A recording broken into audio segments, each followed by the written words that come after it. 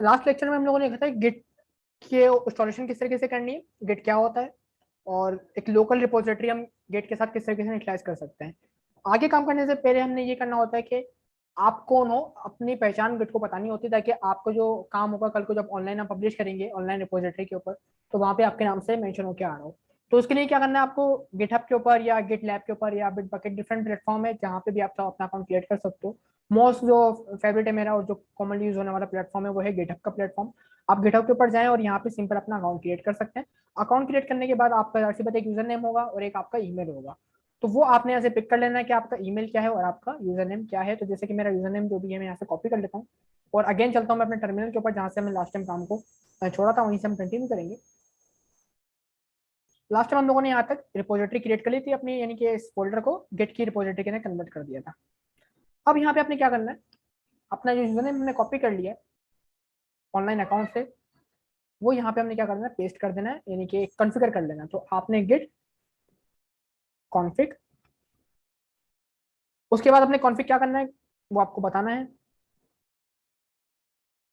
Sorry, Git config globally तौर पर अपने यूजर डॉट नेम, जो भी आपका यूजर नेम है उसको आप डबल कोड में आके पेस्ट कर देंगे। अच्छा, मैंने सॉरी कॉपी नहीं किया तो मेरे को याद है यूजर नेम अपना, यहाँ से अपना यूजर नेम कॉपी करके इस तरीके से आप कर देंगे इंटर। कोई एरर नहीं, इसका मतलब आपका यूजर नेम सेट हो चुका है। इसके बाद आपका ईमेल की बारी आती है, सेम आपने कमांड रन करनी है, सिर्फ यहाँ पे आपने यूजर नेम की जगह कर देना है यूजर ईमेल, और उसके बाद आपकी ईमेल आ जाएगी। ये आपकी वो ईमेल होनी चाहिए और वो यूजर नेम होना चाहिए, या रेंडमली नहीं हो सकता। आप मेरा वाला नहीं डाल देना, मतलब मेरा अकाउंट आपका काम मेरे नाम से पब्लिश हो रहा होगा, हालांकि होगा नहीं क्योंकि उसके लिए आपसे पासवर्ड ही पूछेगा। इतना खुश होने की जरूरत नहीं कि आप किसी भी अकाउंट से भी आप किसी का भी कोड पब्लिश कर सकते हो, अभी पासवर्ड ही पूछेगा, वो बात नहीं पूछेगा। खैर, तो ये आपने क्या कर लिया, अपना यूजर नेम अपना पासवर्ड जो है गिट के साथ इनिशियलाइज करा दिया। अब आप जो भी काम करेंगे ना तो गिट को पता है कि काम कौन कर रहा है, इसका यूजर नेम ये है, उसका पासवर्ड ये है। खैर, अच्छा एक चीज आपने और नोट करी होगी कि अभी हम जो नॉर्मल काम करते हुए आ रहे थे, यानी फाइल फोल्डर्स हमने क्रिएट किए, तो यहाँ पे नॉर्मल हमारे पास एक फोल्डर का नाम तक आ रहा था। लेकिन जैसे हमने गिट के साथ इनिट कमांड रन करी, मतलब क्या किया, अपने फोल्डर को इनिशियलाइज किया, गिट की रिपोजिटरी में कन्वर्ट किया, तो साथ ही एक और वर्ड भी लिखा हुआ आ रहा है, मास्टर। और हर कमांड के साथ लिखा हुआ आ रहा है। ये क्या है, ये बेसिकली ब्रांच है, इसको हम कहते हैं मास्टर ब्रांच। ये क्या होती है, इसको हम कमिंग लेक्चर में देख रहे होंगे कि ब्रांच कैसे काम करती है और इसका क्या पर्पस है। फिलहाल के लिए ब्रांच का मतलब ये है कि आपने अपने फोल्डर को गिट की रिपोजिटरी के अंदर कन्वर्ट कर दिया है। तो यूजर नेम और ईमेल को कॉन्फ़िगर कराने के बाद आप गुड टू गो हैं फर्दर काम करने के लिए। और ये जो आपने कॉन्फ़िगरेशन करी है, वन टाइम कॉन्फ़िगरेशन आपकी इंटायर विंडो के अंदर, यानी कि ऐसा नहीं कि आप हर दफा प्रोजेक्ट लेंगे तो हर दफा आपको कॉन्फ़िगरेशन जानी पड़ेगी, एक दफा कर दी। अब इस जब तक ये विंडो अवेलेबल है, जब तक ये ओएस चल रहा है, जब तक गिट इंस्टॉल हुआ बेसिकली, तो जब तक यही यूजर नेम यही मेरा ईमेल सेट रहेगा मेरे तमाम प्रोजेक्ट्स के लिए। अच्छा, स्क्रीन में काफी सारा कोड हो गया तो मैं इसे क्लियर कर लेता हूँ थोड़ा सा।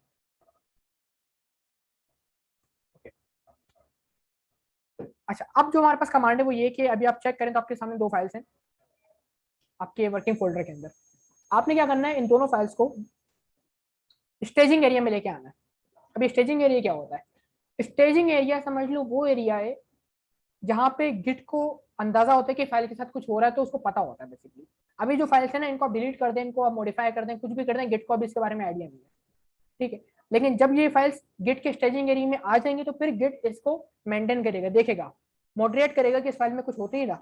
यानी कि गिट को अभी तो आपने बताया कि इस फोल्डर में एक जो फोल्डर है आपका उसको गिट के साथ में इनिशियलाइज तो कर दिया, लेकिन इन फाइल्स के बारे में नहीं पता गिट को। आप बताएंगे, इन फाइल्स को उठा के स्टेजिंग एरिया में डालेंगे, तो उसकी जो कमांड है वो गिट ऐड करके आप डाल सकते हो, बड़ी सिंपल कमांड है। आप सिंपल करें गिट ऐड। अच्छा, गिट ऐड करना जरूरी नहीं है, उसके बाद आपको फाइल का नाम बताना जरूरी है, जैसे कि इंडेक्स डॉट एचटीएमएल आपने ये किया, तो अब क्या हो गया, आपके इंडेक्स डॉट एचटीएमएल की फाइल लोकल रिपोजिटरी से उठ के कहाँ पे आ गई, स्टेजिंग एरिया में आ गई है। स्टेजिंग एरिया का मतलब ये कि अब इस फाइल के साथ कुछ भी किया जाएगा, डिलीट अपडेट मॉडिफिकेशन कुछ भी होगी, तो गिट को इसके बारे में नो होगी कुछ हो रहा है इस फाइल के साथ, यानी कि आप चेंजेस वगैरह कर रहे हैं तो गिट इसको मॉनिटर कर रहा होगा। लेकिन अभी तो एक फाइल हमने करी है। अच्छा, एक चेक करने के लिए पहले कि ये हुआ कैसे, तो आप एक कमांड बता दो आपको, गिट स्टेटस। ये कमांड जो है ना, आप इससे मतलब दोस्ती कर लें गिट स्टेटस से, ये आपको अगेन अगेन अगेन यूज करनी पड़ेगी। हर छोटे काम के बाद आपको गिट स्टेटस चेक करना पड़ेगा, वो कुछ इस तरीके से आएगा। अब देखो उसको पढ़ो, उसमें क्या लिखा हुआ है। सबसे पहले है ऑन ब्रांच मास्टर, इसको हम स्किप कर रहे हैं अभी के लिए। नो कमिट येट, इसको भी स्किप कर रहे हैं अभी के लिए। अभी हमारा जो फोकस है वो सिर्फ इसके ऊपर है। यहाँ पे क्या बोल रहा है, new file edit index dot HTML. और उसके अलावा क्या बोल रहा है, एक अनट्रैक फाइल भी अवेलेबल है जिसका नाम क्या है app.js। यानी कि इस पूरे फोल्डर में दो फाइल्स अवेलेबल है। एक तो वो ऐसी फाइल है जिसको उसने कहाँ रखा हुआ है, स्टेजिंग एरिया में रखा हुआ है। यानी कि जो ब्लू इंडिकेशन है उसका मतलब ये है कि इसके बारे में गिट को आइडिया है कि इसके साथ कुछ भी होगा गिट इसके ऊपर एक्शन ले सकता है। लेकिन जो रेड कलर से इंडिकेशन हो रही है उसको हम क्या कहते हैं, अनट्रैक फाइल या फिर लोकल रिपोजिटरी फाइल।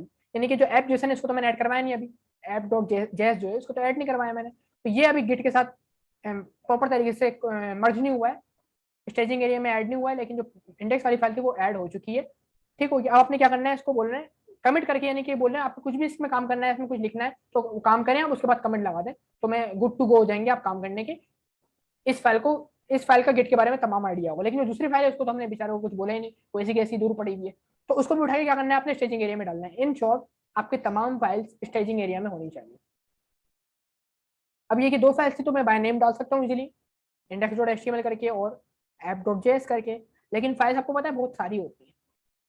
अब डॉटनेट के प्रोजेक्ट की बात करें, पीएचपी की बात करें, फाइल्स बहुत सारी होती है। अब उन हर एक फाइल को आप एक एक करके अगर मैन्युअली डालना शुरू करेंगे तो काफी लंबा टाइम हो जाएगा। तो इसके पास, तो इसके लिए आपके पास एक और कमांड अवेलेबल है जो कि बड़ी एक आसान कमांड है, वो आप लिखें गिट ऐड, और उसके बाद आप ये भी कर सकते हैं स्टैटिक डॉट एचटीएमएल। ये कमांड आपसे ये कहेगी कि इस फोल्डर में, जिस फोल्डर में आप मौजूद है, करंट फोल्डर की तमाम फाइल्स जिनके टाइप डॉट एचटीएमएल है उन सबको क्या कर दें आप स्टेजिंग एरिया में डाल दें। तो अभी तो एक ही एचटीएमएल की फाइल थी, लेकिन अगर 1000 फाइल भी होते हैं एचटीएमएल की, सारी की सारी क्या हो जाती है स्टेजिंग एरिया में एक साथ चली जाती है इस चीज के लिए। लेकिन फिर वही बात कि फाइल सेम टाइप की भी नहीं होती, फाइल तो अलग अलग टाइप की होती है, जावास्क्रिप्ट की अलग होती है, सीएसएस की अलग होती है, एक्सएमएल की अलग होती है, सी शार्प की अलग, डिफरेंट फाइल्स होती हैं। तो उसके लिए एक और कमांड है git add dot, simple enough, just dot कर देना है आपने। और अब डॉट ये बताएगा कि इस फोल्डर में तमाम फाइल्स एंड फोल्डर्स किसी भी टाइप की हो, डजंट मैटर, वो तमाम के तमाम स्टेजिंग एरिया में मूव कर जाएंगी। यानी कि वो सब के सब गिट के स्टेजिंग एरिया को हमने जैसे एक मैदान है आपका, ग्राउंड है बेसिकली। उस ग्राउंड में जाहिर सी बात है आपको कुछ क्रिकेट खेलनी है तो ग्राउंड में तो आना पड़ेगा ना, तभी तो परफॉर्म कर सकोगे। तो फाइल क्या परफॉर्म कर रही है वो उसको ग्राउंड में आके बताना पड़ेगा। तो ग्राउंड में लाने के लिए फाइल्स को स्टेजिंग एरिया में हम लेके आ रहे हैं, जिसका कमांड आपके सामने लिखी है समझाने के लिए आप लोगों को, ताकि आप समझ जाओ। अब जरा चेक करते हैं स्टेटस, तो आपके सामने दोनों की दोनों फाइल्स के साथ ग्रीन स्टेटस आ रहा है, मतलब दोनों के दोनों ग्राउंड में उतर चुके हैं हमारे प्लेयर, ये हमारे ओपनिंग करने आ रहे हैं। मजाक, ठीक है, छोटा मोटा चलता रहता है। खैर, अब ये कि हमने क्या किया अपनी फाइल्स के साथ, फाइल को दोनों को स्टेजिंग एरिया में लेके आ गए। अब नेक्स्ट स्टेप हमारा क्या होगा, दोनों फाइल्स गेट की स्टेजिंग एरिया में तो आ चुकी हैं। अब आगे हमने फर्दर क्या करना है, आगे हम करते हैं फाइल्स में मॉडिफिकेशन।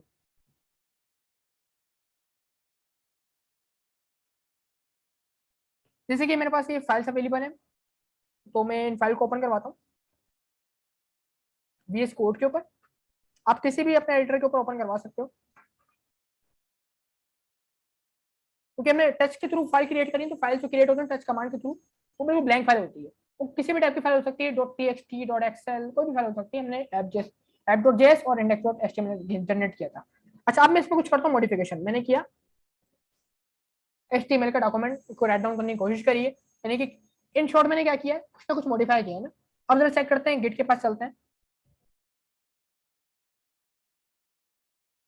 और यहाँ पे अगेन हम स्टेटस चेक करवाने की कोशिश करते हैं।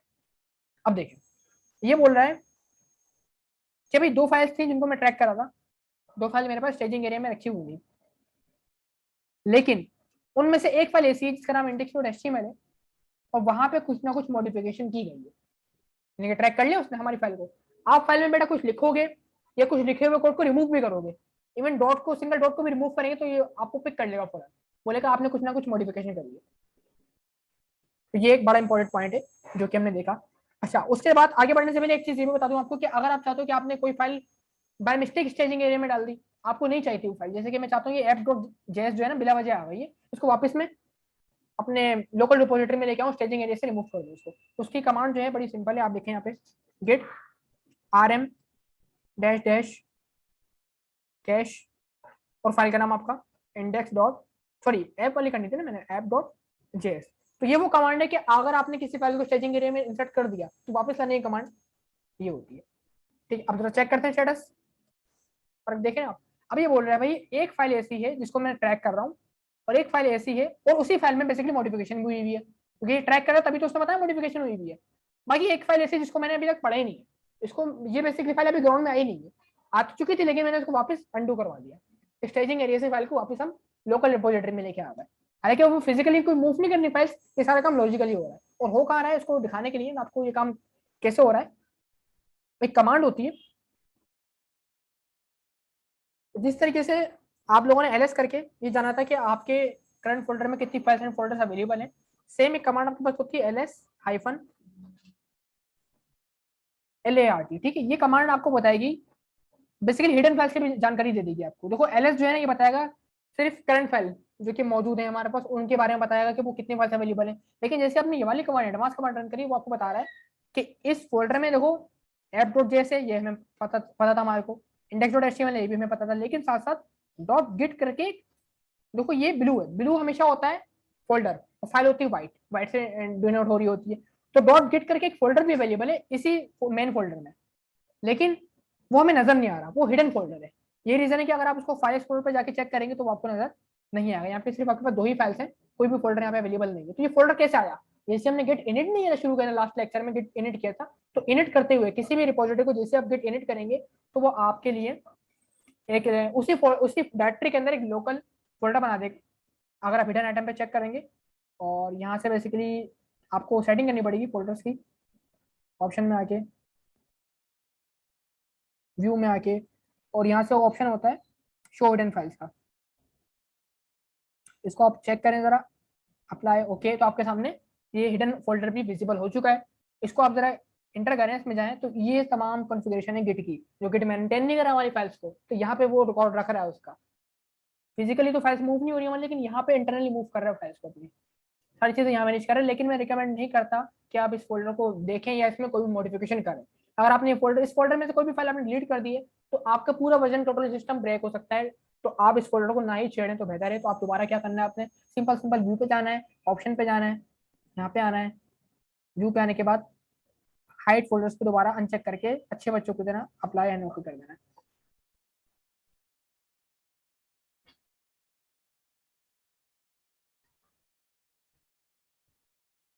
ओके, तो ये आपने जान लिया कि जो गिट के जो मेन फोल्डर है जहाँ पे वो फाइल्स को मैनेज कर रहा है आपकी, उसका नाम होता है डॉट गिट, जो कि हिडन होता है। क्यों होता है मैंने आपको बता दिया। अच्छा, अभी जरा चेक करते हैं स्टेटस अगेन, क्योंकि स्टेटस चेक करने का मकसद ये कि हम जानना चाह रहे हैं गिट हमारी फाइल्स के बारे में क्या क्या जानता है।